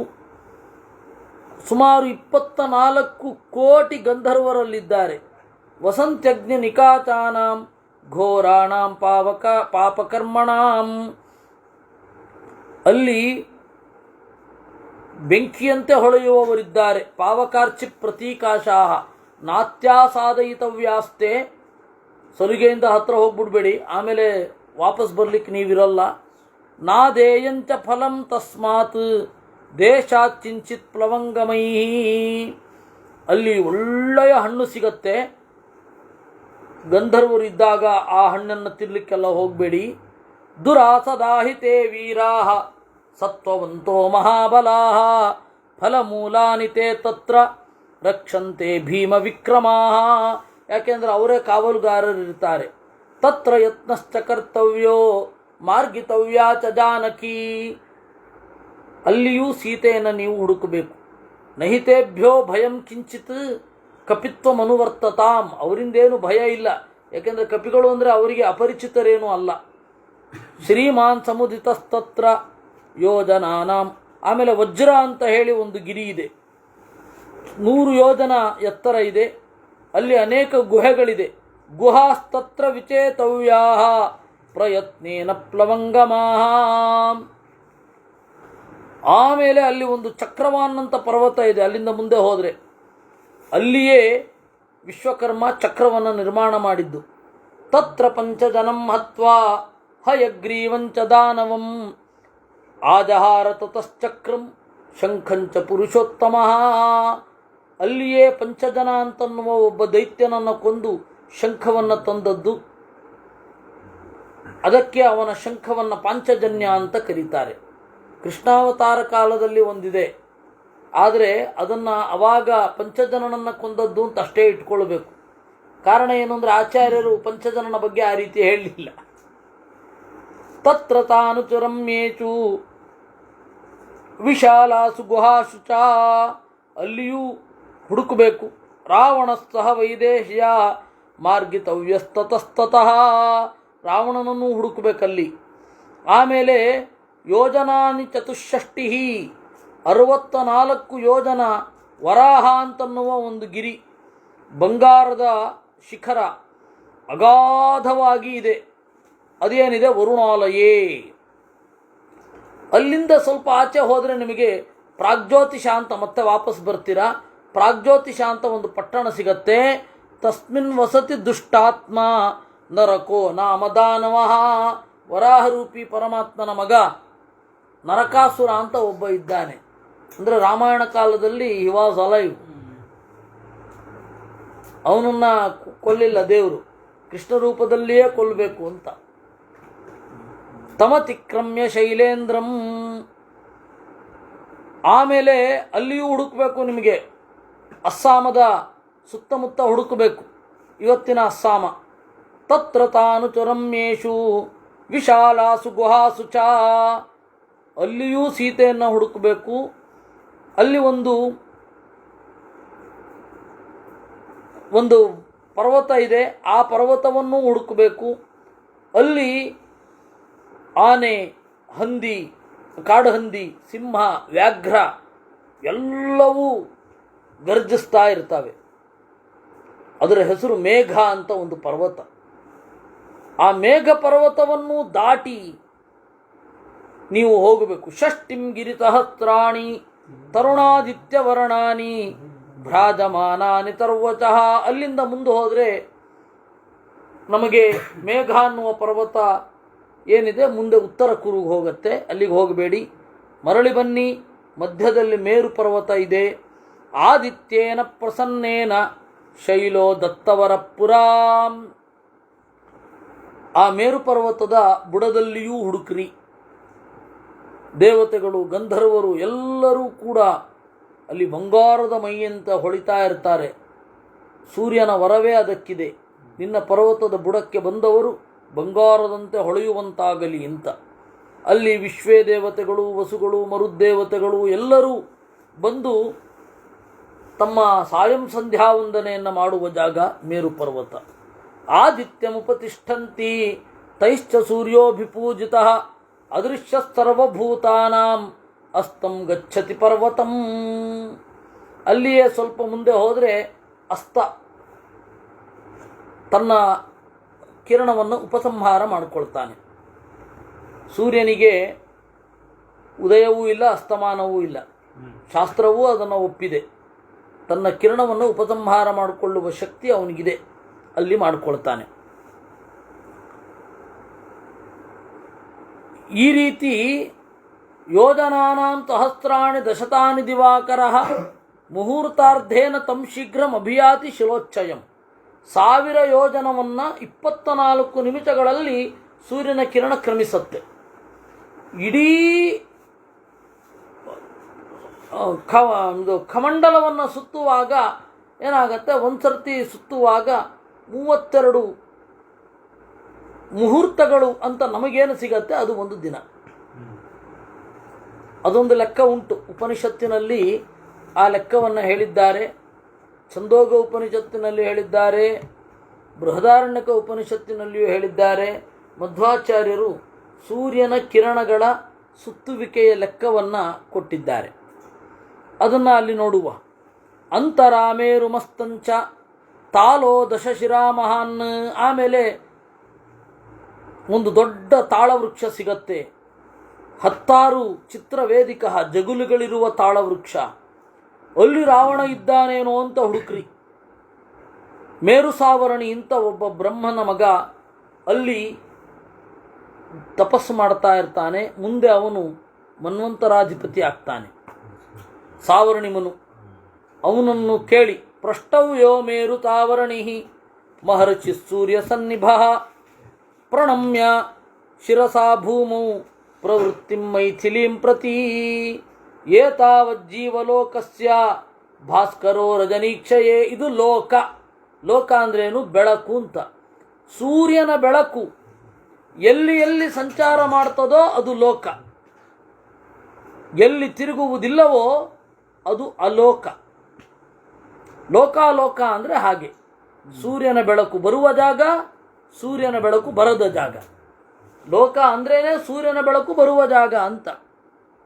ಏತಾವದ್ವಾನರೇ ಶಕ್ಯಂ. ಇಷ್ಟು ಕಪಿಗಳಿಗೆ ಹೋಗ್ಲಿಕ್ಕಾಗ್ತದಪ್ಪ. ಅಭಾಸ್ಕರಂ ಅಮರ್ಯಾದಂ ನಜಾನೀಮಸ್ತತಃಪರಂ. ಆಮೇಲೆ ನಮಗೆ ಗೊತ್ತಿಲ್ಲ ಎಲ್ಲಿ ಹೋಗುತ್ತೆ, ಏನು ಮಾಡುತ್ತೆ ಅಂತ. ಊರ್ಧ್ವಂ ಮಾತಾನ್ನವಸ್ತವ್ಯಂ ವಸನ್ವದ್ಯೋ ಭವೇನ್ಮಮ. ಏನೇ ಆಗಲಿ, ಅರ್ಥ ಆಯ್ತಾ? ತಿಂಗಳ ಒಳಗಡೆ ವಾಪಸ್ ಬರಬೇಕು. ನೀವು ಎಲ್ಲಿ ಬೇಕಾದರೂ ನೋಡ್ರಿ. ತಿಂಗಳ ಮೇಲೆ ಯಾರಾದರೂ ತಡ ಮಾಡಿದರೆ ಕೊಂದು ಹಾಕ್ತೇನೆ ಅವ್ರನ್ನ ಅಂತಂದ. ವಸನ್ವದ್ಯೋ ಭವೇನ್ಮಮ ಸಹೈವ ಚೂರೋ ಯುಷ್ಮಾಭಿ ಶ್ವಶುರೋ ಮೇ ಗಮಿಷ್ಯತಿ. ನಿಮ್ಮೆಲ್ಲರ ಜೊತೆಗೆ ನನ್ನ ಹೆಣ್ಣು ಕೊಟ್ಟ ಮಾವ ಸುಷೇಣ ಬರ್ತಾನೆ. ಶ್ರೋತವ್ಯಂ ತರ್ವಮೇ ತಸ್ಯ ಭವದ್ಭಿರ್ದಿಷ್ಟಕಾರಿಭಿ. ನೀವೆಲ್ಲರೂ ಇವನು ಹೇಳಿದ ಹಾಗೆ ಕೇಳಬೇಕು. ಪ್ರಮಾಣಮೇನಂ ಸಂಸ್ಥಾಪ್ಯ ಪಶ್ಯದ್ವಂ ಪಶ್ಚಿಮಾಂ ದಿಶಂ. ಇವನನ್ನು ಮಾರ್ಗದರ್ಶಕನಾಗಿ ಇಟ್ಟುಕೊಂಡು ದಕ್ಷಿಣ ದಿಕ್ಕಿಗೆ, ಇದು ಪಶ್ಚಿಮ ದಿಕ್ಕಿಗೆ ಹುಡುಕಬೇಕು ನೀವು. ಆಮೇಲೂ ಏನು ಬೇಕಾದ್ರೂ ಮಾಡಬಹುದು. ದೇಶಕಾಲಕ್ಕೆ ಅನುಗುಣವಾಗಿ ಇರಬೇಕು. ಅವೆಂಕು ಪಣಂಬೂರಿಗೆ ಹೋದ ಹಾಗೆ ಆಗಬಾರದು, ಅಥವಾ ಕುಟ್ಟಿ ಕುಂದಾಪುರಕ್ಕೆ ಹೋದ ಹಾಗೆ ಆಗಬಾರದು. ಅದೊಂದು ಗಾದೆ ಉಂಟು. ಏನಂದರೆ, ಅಕ್ಕ ಭಾವ ಮಾತಾಡ್ಕೊಳ್ತಾ ಇದ್ರಂತೆ. ನಾಳೆ ವೆಂಕುವನ್ನು ಪಣಂಬೂರು ಅಂತ ಇದ್ರ ಹತ್ರ, ಮಂಗಳೂರಿನ ಹತ್ತಿರ ಅವರು ಎಲ್ಲೋ ಇದ್ದರು, ಯಾವುದೋ ಜಾಗದಲ್ಲಿ. ಅಲ್ಲಿ ಮಾತಾಡ್ಕೊಳ್ತಾ ಇದ್ರಂತೆ. ಅಥವಾ ಕುಂದಾಪುರ ಅಂತ, ಕುಂದಾಪುರಕ್ಕೆ ಹೋಗಬೇಕು, ಕಳಿಸ್ಬೇಕು ಅಂತ. ಬೆಳಗ್ಗೆ ಎದ್ದು ನೋಡುವಾಗ ಇವನಿಲ್ಲ. ರಾತ್ರಿ ಮಾತಾಡ್ಕೊಳ್ತಾ ಇದ್ದದ್ದನ್ನು ನೋಡಿ ಹೊರಟೋಗಿದ್ದಾನೆ. ಅದು ಏನು ಅಂತಿಲ್ಲ. ಆಮೇಲೆ ಅವನು ಸಂಧ್ಯಾ ಎಲ್ಲೋ ಹೋದ ಅಂತ ಸಂಧ್ಯಾ ಬಂದಂತೆ. ಯಾಕೋ ಅಂದ್ರಂತೆ, ನೀವು ಹೇಳಿದ್ರಲ್ಲ ಕಳಿಸ್ಬೇಕು ಅಂತ, ಹೊಟ್ಟೋಗಿದ್ದೀನಿ. ಕೆಲಸ ಏನು ಅಂತ ಗೊತ್ತಿಲ್ಲ, ಸೀದಾ ಹೋದ ಬಂದ. ಅದಕ್ಕೆ ಕುಟ್ಟಿ ಕುಂದಾಪುರಕ್ಕೆ ಹೋದ ಹಾಗೆ ಅಂತ ಒಂದು ಗಾದೆ ಉಂಟು ಉಡುಪಿಯ ಕಡೆ. ಹಾಗೆ ಮಾಡಲಿಕ್ಕಿಲ್ಲ, ಗೊತ್ತಾಯ್ತಾ? ಸಂಪ್ರದಾಯ ಭವದ್ಭಿಶ್ಚ ದೇಶಕಾಲಾರ್ಥ ಸಂಹಿತಂ. ದೇಶ ಕಾಲಕ್ಕೆ ಯೋಗ್ಯವಾದ ಕೆಲಸವನ್ನು ನೀವೇ ನಿಶ್ಚಯ ಮಾಡಿಕೊಂಡು ಬರಬೇಕು. ಹಾಗೆ ಹೇಳಿದಾಗ ಆಯಿತು ಅಂತ ಹೇಳಿ ಅವರೆಲ್ಲರೂ ಕೂಡ, ಸುಷೇಣ ಮೊದಲಾದವರೆಲ್ಲ ಜಗ್ಮುರ್ದಿಶಂತಾಂ ವರುಣಾಭಿಗುಪ್ತಾಂ, ಪಶ್ಚಿಮ ದಿಕ್ಕಿಗೆ ಹೋದರು ಅನ್ನುವಲ್ಲಿಗೆ 42 ಸರ್ಗ, 42ನೆಯ ಸರ್ಗ ಆಯಿತು. ತತಸ್ಸಂದಿಶ್ಚ ಸುಗ್ರೀವಃ ಶ್ವಶುರಂ ಪಶ್ಚಿಮಾಂ ದಿಶಂ ವೀರಂ ಶತಬಲಂ ಚೈವ ವಾನರಂ ವಾನರೇಶ್ವರಃ. ಆಮೇಲೆ ಸುಗ್ರೀವ ತನ್ನ ಮಾವನನ್ನು ಕಳಿಸಿ ಆದಮೇಲೆ ಶತವಲಿ ಅನ್ನುವವನನ್ನು ಹೇಳಿದನಂತೆ. ವಾಕ್ಯಮಾತ್ಮಹಿತಂ ಚೈವ ರಾಮಸ್ಯ ಚ ಹಿತಂ ತದಾ. ಅವನು ಸರ್ವಜ್ಞ, ಸರ್ವವಾನರ ಸತ್ತಮ, ತನಗೂ ರಾಮನಿಗೂ ಹಿತವಾದ ಮಾತನ್ನು ಹೇಳಿದನಂತೆ. ನೋಡು, ದಿಶಂ ಹ್ಯುದೀಚೀಂ ವಿಕ್ರಾಂತ ಹಿಮಶೈಲಾವತಂಸಿಕಾಂ, ಹಿಮವತ್ ಪರ್ವತ ಇರುವ ದಿಕ್ಕಿಗೆ ಹೋಗಬೇಕು, ಉತ್ತರ ದಿಕ್ಕಿಗೆ. ಸರ್ವತಃ ಪರಿಮಾರ್ಗಧ್ವಂ, ಎಲ್ಲ ಕಡೆ ಹುಡುಕಿ. ಅಸ್ಮಿನ್ ಕಾರ್ಯೇ ವಿನಿರ್ವೃತ್ತೆ ಕೃತೆ ದಾತರಥೆ ಪ್ರಿಯೇ ಋಣಾನ್ ಮುಕ್ತಾ ಭವಿಷ್ಯಾಮಃ ಕೃತಾರ್ಥಾರ್ಥ ವಿದಾಂವರ. ಈ ಕೆಲಸ ಒಂದಾಗಿಬಿಟ್ರೆ ನಮ್ಮ ಋಣ ತೀರತ್ತೆ. ಕೃತಂ ಹಿ ಪ್ರಿಯಮಸ್ಮಾಕಂ ರಾಘವೇಣ ಮಹಾತ್ಮನ ತಸ್ಯ ಚೇತ್ ಪ್ರತಿಕಾರೋಸ್ತಿ ಸಫಲಂ ಜೀವಿತಂ ಭವೇತ್. ನಮ್ಮ ಇಡೀ ಜೀವನ ಸಾರ್ಥಕ ಆಗೋದೇ ರಾಮನನ್ನು ಕುರಿತು ಕೆಲಸ ಮಾಡಿ ಅವನ ಕೆಲಸಕ್ಕೆ ನಾವು ಒಪ್ಪಿಸಬೇಕಾದದ್ದನ್ನು ಒಪ್ಪಿಸಿದಾಗ. ಈ ಮನಸ್ಸನ್ನು ಇಟ್ಟುಕೊಳ್ಳಿ. ಸಫಲ ಜನ್ಮ ಸಾಫಲ್ಯಕ್ಕಾಗಿ ದೃಶ್ಯತೆ ಜಾನಕಿ ಯಥಾ ತಥಾ ಭವದ್ಭಿಃ ಕರ್ತವ್ಯಂ. ಸೀತೆಯನ್ನು ಕಾಣುವ ಹಾಗೆ ನಮ್ಮನ್ನು ನಾವು ತಯಾರು ಮಾಡಿಕೊಳ್ಬೇಕು. ಅಯಂ ಹಿ ಸರ್ವಭೂತಾನಾಂ ಮಾನ್ಯಸ್ತು ನರಸತ್ತಮಃ ಅಸ್ಮಾಸು ಚ ಗತ ಪ್ರೀತಿಂ ರಾಮ ಪರಪುರಂಜಯ. ರಾಮ ನಮ್ಮಲ್ಲಿ ಉತ್ಕಟವಾದ ಪ್ರೀತಿಯನ್ನು ಹೊಂದಬೇಕು. ಇಮಾನಿ ಬಹುದುರ್ಗಾಣಿ, ಬಹಳ ದುರ್ಗಮವಾದ ಜಾಗಗಳು, ದೊಡ್ಡ ಬೆಟ್ಟಗಳು, ನೀವೆಲ್ಲ ಹುಡುಕ್ರಿ. ಬುದ್ಧಿಯಿಂದಲೂ ಪರಾಕ್ರಮದಿಂದಲೂ ಹುಡುಕ್ರಿ. ಅಲ್ಲಿ ಮ್ಲೇಚ್ಛರು, ಪುಲಿಂದರು, ಶೂರಸೇನರು, ಪ್ರಸ್ಥಲರು, ಭರತರು, ಕುರುಗಳು, ಮದ್ರರು, ಕಾಂಬೋಜರು, ಯವನರು, ಶಕರು, ಇವರನ್ನೆಲ್ಲ ನೋಡ್ತಾ ನೋಡ್ತಾ ನೋಡ್ತಾ ಹಿಮವಂತಂ ವಿಚಿನ್ವಥ, ಹಿಮವತ್ ಪರ್ವತವನ್ನು ಹುಡುಕ್ರಿ. ರಾವಣ ಸಹ ವೈದೇಶ್ಯ ಮಾರ್ಗಿತವ್ಯಸ್ತತಸ್ತತಃ ತತಃ ಸೋಮಾಶ್ರಮಂ ಗತ್ವಾ. ಆಮೇಲೆ ಸೋಮಾಶ್ರಮ ಅಂತ ಅಲ್ಲೊಂದು ಜಾಗ ಇದೆ. ದೇವತೆಗಳು ಗಂಧರ್ವರು ಇರ್ತಾರೆ. ಕಾಲ ಅಂತ ಒಂದು ಪರ್ವತ, ಅಲ್ಲಿಗೆ ಹೋಗಿರಿ. ದೊಡ್ಡ ದೊಡ್ಡ ಪರ್ವತಗಳಲ್ಲಿ, ಬೆಟ್ಟಗಳಲ್ಲಿ, ಗುಹೆಗಳಲ್ಲಿ, ಶೈಲಗಳಲ್ಲಿ ವಿಚಿನ್ವತ ಮಹಾಭಾಗಾ ರಾಮಪತ್ನೀಂ ಅನಿಂದಿತಾಂ. ಅಲ್ಲಿ ಸುದರ್ಶನ ಅಂತ ಒಂದು ಪರ್ವತ, ಅಲ್ಲಿಗೆ ಹೋಗಿರಿ. ಎಲ್ಲ ಗರುಡ ಮೊದಲಾದ ಪಕ್ಷಿಗಳ ಮನೆ ಅದು. ಅಲ್ಲಿಯೂ ಕೂಡ ರಾವಣ ಸಹ ವೈದೇಹ್ಯ ಮಾರ್ಗಿತವ್ಯ, ರಾವಣನನ್ನು ಹುಡುಕಬೇಕು, ಸೀತೆಯನ್ನು ಹುಡುಕಬೇಕು. ತಮತಿಕ್ರಮ್ಯ ಚಾಕಾಶಂ ಸರ್ವತಃ ಶತಯೋಜನಂ. ಆಮೇಲೆ ಅಲ್ಲಿಂದ ಮುಂದೆ ಹೋದರೆ ನೋಮ್ಯಾನ್ಸ್ ಲ್ಯಾಂಡ್ ಬರುತ್ತೆ. ಅಪರ್ವತ ನದೀ ವೃಕ್ಷಂ ಸರ್ವಸತ್ವ ವಿವರ್ಜಿತಂ, ಪರ್ವತವಿರದ, ನದಿ ಇರದ, ವೃಕ್ಷ ಇರದ ಒಂದು. ತತ್ತು ದೀರ್ಘಮತಿಕ್ರಮ್ಯ ಕಾಂತಾರಂ ರೋಮಹರ್ಷಣಂ. ದೀರ್ಘವಾದ, ಇದನ್ನು ನೋಡಿದ್ರೆ ಪ್ರಾಯ ಸೈಬೀರಿಯಾ ಮರುಭೂಮಿಯನ್ನು ಹೇಳ್ತಾ ಇದ್ದಾರೇನೋ ಅಂತ ಅನಿಸುತ್ತೆ. ಅಲ್ಲಿಗೆ ಹೋಗ್ರಿ. ಕಾಂತಾರಂ ರೋಮಹರ್ಷಣಂ, ಅದು ಭೀಕರವಾದ ಜಾಗ. ಕೈಲಾಸಂ ಪಾಂಡುರಂ ಪ್ರಾಪ್ಯ. ಆಮೇಲೆ ಕೈಲಾಸಕ್ಕೆ ಸಿಗತ್ತೆ, ಕೈಲಾಸ ಸಿಗತ್ತೆ. ಅಲ್ಲಿಯೂ ಕೂಡ ನೋಡಿ. ಕುಬೇರ ಭವನಂ ರಮ್ಯಂ, ಅಲ್ಲಿಂದ ಮುಂದೆ ಹೋದರೆ ಅದು ವಿಜಯನಗರದಲ್ಲಿದೆ, ಅದಲ್ಲ. ಕುಬೇರ ಭವನಂ ರಮ್ಯಂ, ಕುಬೇರನ ಮನೆ. ಅಲ್ಲಿ ನೋಡ್ರಿ, ವಿಶ್ವಕರ್ಮ ನಿರ್ಮಾಣ ಮಾಡಿದ್ದು. ವಿಶಾಲ ನಲಿನೀಯತ್ರ ಪ್ರಭೂತ ಕಮಲೋತ್ಪಲ ಹಂಸಕಾರಂಡವಾ ಕಿರಣ ಅಪ್ಸರೋಗಣ ಸೇವಿತ.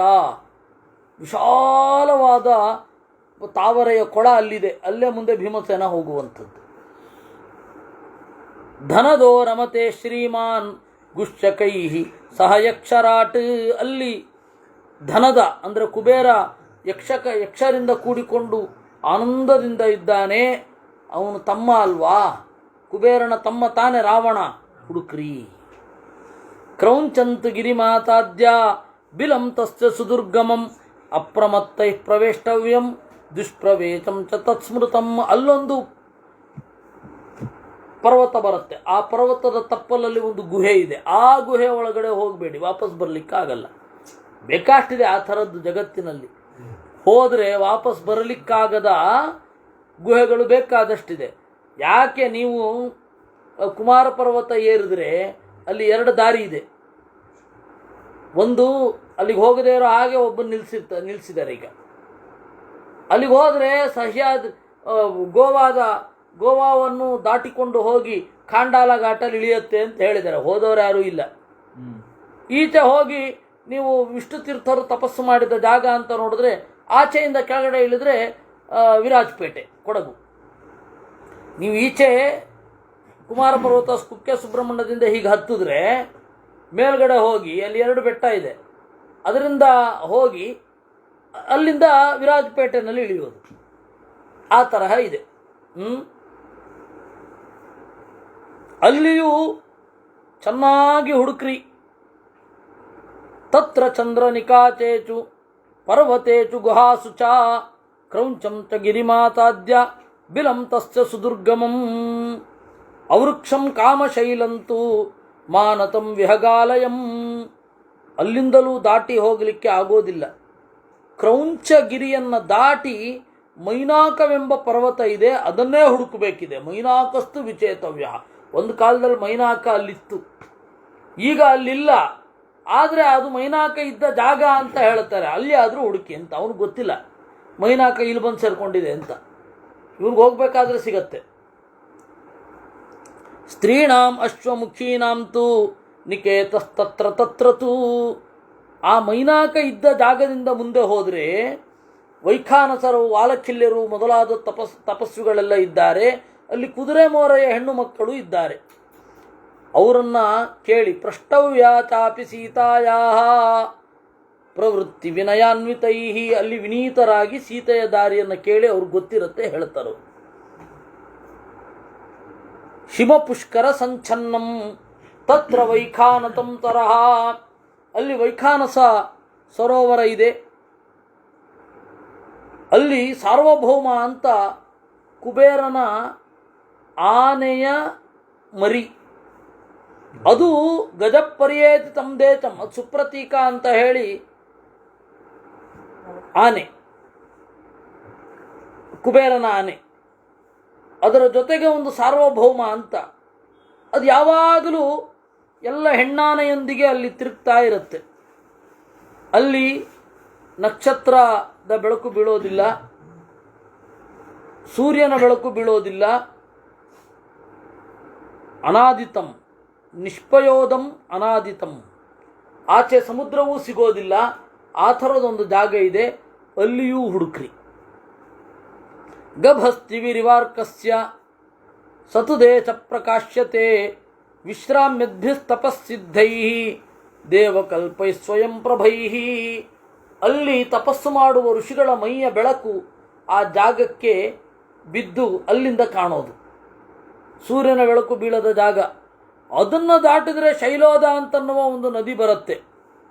ಅಲ್ಲಿ ಕೀಚಕ ಅಂತನ್ನುವ ಬಿದಿರುಗಳಿವೆ. ಕೀಚಕ ಅಂದ್ರೆ ಬಿದಿರು ಅಂತ. ತಂ ನಯಂತಿ ಪರಂ ತೀರಂ ಸಿದ್ಧಾನ್ ಪ್ರತ್ಯಾನಯಂತಿ ಚ. ಅಲ್ಲಿಂದ ಆಚೆ ಹೋದರೆ ಉತ್ತರ ಕುರುಗಳು ಇದ್ದಾರೆ. ಅದು ಮತ್ತೆ ಈ ದಕ್ಷಿಣಕ್ಕೆ ಜಾಯಿನ್ ಆಗತ್ತೆ. ಆ ಉತ್ತರ ಅನ್ನೋದು ಅಷ್ಟು ಉತ್ತರ ಕುರು ಅಷ್ಟು ವಿಶಾಲ. ಬೇಕಾಷ್ಟು ನದಿಗಳಿದೆ, ಬೇಕಾಷ್ಟು ವನಗಳಿವೆ. ಆಯ್ತಾ, ಎಲ್ಲ ರೀತಿ ಅದಿದೆ. ಉದ್ಭೂತ ಪುಲಿನಾಶ್ಚೈವ ಜಾತರೂಪೈಶ್ಚ ನಿಮ್ನಗಾಹ. ಅಲ್ಲಿಯ ಮರಗಳು ಮೊದಲಾದವುಗಳೆಲ್ಲ ಬಟ್ಟೆಯನ್ನು ರೆಡಿಮೇಡ್ ಆಗಿ ಇಟ್ಕೊಂಡಿರ್ತವೆ. ಆ ಥರದ ಚಿತ್ರವಾದ ಪ್ರದೇಶಗಳೆಲ್ಲ ಉಂಟು. ಸರ್ವರ್ತು ಸುಖ ಸೇವ್ಯಾನಿ ಫಲಂತ್ಯನ್ಯೇನ ಗೋತ್ತಮಾಹ. ಆಮೇಲೆ ಆಭರಣಗಳನ್ನು ಬಿಡುವ ಮರ ಇದೆ.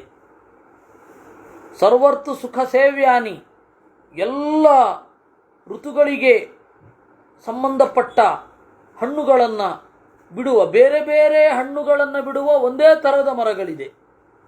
ಮಹಾರಹ ಮಣಿಚಿತ್ರಾಣಿ ಫಲಂತ್ಯನ್ಯೇನ ಗೋತ್ತಮಾಹ. ಇನ್ನು ಕೆಲವುಗಳು ಮುತ್ತು ಮೊದಲಾದವುಗಳನ್ನು ಬಿಡುತ್ತವೆ. ಮನಕ್ಕಾಂತಾನಿ ಮಾಲ್ಯಾನಿ ಫಲಂತ್ಯತ್ರ ಪರೇದ್ರುಮಾಹ. ಇನ್ನು ಕೆಲವು ಮಾಲೆಗಳನ್ನೇ ಬಿಡುತ್ತವೆ. ಸೀದಾ ರೆಡಿಮೇಡ್, ಅದು ನಾವು ಹೋಗಿ ಪೋಣಿಸಿ ಹಾಕಿಕೊಳ್ಳೋದಲ್ಲ, ಸೀದಾ ಹಾಕಿಕೊಳ್ಳುವಂಥ. ಬೇಕಾಷ್ಟಿದೆ ಜಗತ್ತಿನಲ್ಲಿ. ವಿಚಿತ್ರಗಳಿಗೇನು ಕಡಿಮೆಯೇ? ಏನೇನೋ ವೈಚಿತ್ರ್ಯಗಳಿದೆ. ನಮಗೆ ಗೊತ್ತಿರುವ ಪ್ರಪಂಚದಲ್ಲಿ ಅವುಗಳಿಲ್ಲ. ಅವುಗಳಲ್ಲೇ ಎಷ್ಟೋ ಬೇಕಾಷ್ಟಿದೆ. ಉಪ್ಪಿರುವ ಸಸ್ಯ ಇದೆ, ಸಹಜವಾಗಿ ಉಪ್ಪು. ಖಾರ ಇರುವ ಸಸ್ಯ ಇದೆ, ಅತ್ಯಂತ ಸಿಹಿ ಇರುವ ಸಸ್ಯ ಇದೆ. ನಾವು ಈಗಿನ ಪೇಜಾವರ ಸ್ವಾಮಿಗಳ ಜೊತೆ ಹೋಗಬೇಕು. ಗಿಡ ಮರಗಳಲ್ಲಿ ಅತ್ಯಂತ ವೈಶಿಷ್ಟ್ಯ ಗೊತ್ತಾಗಬೇಕು ಅಂತಂದರೆ ಅವರಿಗೆ ಇರುವಷ್ಟು ಘಟ್ಟಗಳಲ್ಲಿ ಅವರು ತೋರಿಸ್ತಾರೆ ಇದು ಹೀಗಿದೆ ಅಂತ. ಅಷ್ಟು ವೃಕ್ಷ ವೈವಿಧ್ಯವನ್ನು ಅವರು ಗುರುತಿಸ್ತಾರೆ. ಸುಮಾರು ನನಗೆ ಗೊತ್ತಿದ್ದ ಮಟ್ಟಿಗೆ 300ರಿಂದ 350 ವೃಕ್ಷ ಪ್ರಭೇದವನ್ನು ಅವರು ತಿಳಿದಿದ್ದಾರೆ ಅಂತ ಒಂದುಂಟು. ಆಮೇಲೆ ಪ್ರಾಣಿ ವೈವಿಧ್ಯ ಎಲ್ಲವೂ ಅವ್ರಿಗೆ ಗೊತ್ತಿದೆ ಅಂತ ಹೇಳುತ್ತಾರೆ. ಅನುಭವಿಸಿಲ್ಲ, ಯಾಕೆಂತಂದರೆ ನಾವು ದೊಡ್ಡವ್ರ ಹತ್ರ ಅಂದರೆ ಹೋದ ಸ್ವಾಮಿಗಳ ಹತ್ತಿರ ಕಲಿತದ್ದು, ಅವ್ರ ಹತ್ರ ಇದ್ದ ಅನುಭವವೇ ಬೇರೆ. ಇವ್ರ ಹತ್ರ ನಾವು ಪಾಠ ಕಲಿತಿಲ್ಲ, ಆದ್ದರಿಂದ ನಮಗೆ ಅಷ್ಟು ಪರಿಚಯ ಇಲ್ಲ. ಬೇಕಾಷ್ಟಿದೆ ವಿಚಿತ್ರ, ಜಗತ್ತು ಬಹಳ ವಿಚಿತ್ರ. ಗಂಧರ್ವರು, ಕಿನ್ನರು, ಸಿದ್ಧರು, ನಾಗರು, ವಿದ್ಯಾಧರರು ಎಲ್ಲರೂ ಅಲ್ಲಿದ್ದಾರೆ. ಗೀತವಾದಿತ್ರ ನಿರ್ಘೋಷ ಸೋತ್ಕೃಷ್ಟ ಹಸಿತಸ್ವರೈ ಶ್ರೂಯತೆ ಸತತಂ ತತ್ರ ಸರ್ವಭೂತ ಮನೋರಮಃ. ಹಾಡು, ವಾದ್ಯ ಮೊದಲಾದವುಗಳ ನಿರಂತರವಾದ ಘೋಷ ಆಗ್ತಾ ಇರುತ್ತೆ. ಅಲ್ಲಿ ಯಾರೂ ಸಂತೋಷಗೊಳ್ಳದವ ಇಲ್ವೇ ಇಲ್ಲ.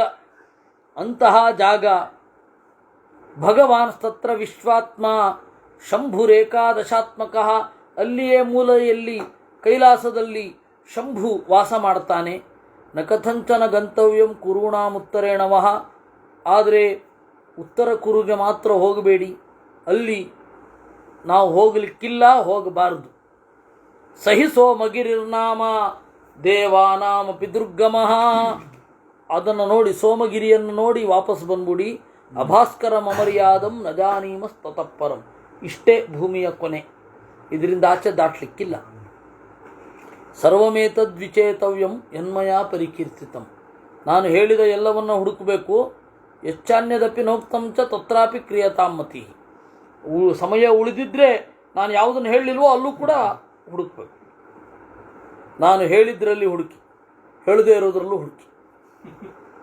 ತತಃಕೃತಂ ದಾಚರತೆರ್ಮಹತ್ಪ್ರಿಯಂ ಮಹತ್ಪ್ರಿಯಂ ಚಾಪಿ ತಥೋ ಮಮ ಪ್ರಿಯಂ ಕೃತಂ ಭವಿಷ್ಯತ್ಯನಿಲಾನಲೋಪಮ ವಿದೇಹಜಾದರ್ಶನಜೇನ ಕರ್ಮಣ. ಒಟ್ಟಾರೆ ನಮಗೆ ರಾಮನ ಪ್ರೀತಿ ಆಗಬೇಕು ಅಷ್ಟೆ. ಯಾರು ಹಾಗೆ ಹುಡುಕ್ತಾರೆ ಆ ಕಪಿಗಳು ನನಗೆ ಅತ್ಯಂತ ಪ್ರಿಯರು. ತತಃಕೃತಾರ್ಥಾ ಸಹಿತಾ ಸಬಾಂಧವ ಮಯಾರ್ಚಿತಾ ಸರ್ವಗುಣೈರ್ ಮನೋರಮೈಃ ಚರಿಷ್ಯಥೋರ್ವೀಂ ಪ್ರತಿಶಾಂತ ಶತ್ರವಾಹ ಸಹ ಪ್ರಿಯ ಭೂತಧರ ಪ್ಲವಂಗಮಾಹ. ಯಾರು ಈ ರೀತಿ ಮಾಡ್ತಾನೆ ಅವನಿಗೆ ನಾನು ಅತ್ಯಂತ ಪ್ರಿಯನಾಗುತ್ತಾನೆ ಅಂತಂದ ಅನ್ನುವಲ್ಲಿಗೆ 43ನೆಯ ಸರ್ಗ ಇಲ್ಲಿಗೆ ಮುಗಿಯುತ್ತೆ. ನಾನು ಈ ಸರ್ಗವನ್ನು ಕೆಲವೊಂದು ಭಾವವನ್ನು ಮಾತ್ರ ಹೇಳ್ಕೊಂಡು ಹೋದೆ. ಶ್ಲೋಕ ಹೇಳಿ ಅದು ಎಲ್ಲ ಅದರ ಅರ್ಥವನ್ನು ಹೇಳಿದ್ದೇನೆ. ಶ್ಲೋಕ ಹೇಳಿ ಅದರ ಅರ್ಥ ಹೇಳಲಿಲ್ಲ. ಅದನ್ನು ಮತ್ತೆ ನಾಳೆಯಿಂದ ನೋಡುವ. ಹನುಮಂತನ ಬಗ್ಗೆ ಮಾತನಾಡ್ತಾನೆ. ಹನುಮಂತನನ್ನು ನಿಲ್ಲಿಸಿಕೊಂಡು ಎಲ್ಲರನ್ನ ಕಳಿಸ್ಬಿಡ್ತಾನೆ. ಆಮೇಲೆ ಹನುಮಂತನನ್ನು ನಿಧಾನವಾಗಿ ಕಳಿಸ್ತಾರೆ. ಅದನ್ನೆಲ್ಲ ನಾವು ನಾಳೆ ನೋಡೋಣ. ಕೃಷ್ಣಾರ್ಪಣಮಸ್ತು. ನಾಳೆ ಭಾನುವಾರ ಸಂಜೆ ಇಲ್ಲ, ಅದು ಬೆಳಗ್ಗೆಗೆ. ಹಾಂ, ಇಲ್ಲಪ್ಪ, ಸಾಯಂಕಾಲ ಮಾಡೋಣ. ಹಾಂ, ನಾನು ತಯಾರಿದ್ದೀನಿ. ಇವರು ಶೂರ ಅಂತ ಕೇಳ್ತಾ ಇದ್ದಾರೆ. ನಿಮಗೆ ಭಾನುವಾರ ಸಾಯಂಕಾಲ ಫ್ರೀ ಇಟ್ಕೊಳ್ಳಿ ಅಂತ ಹೇಳಿದ್ರು. ಯಾರು?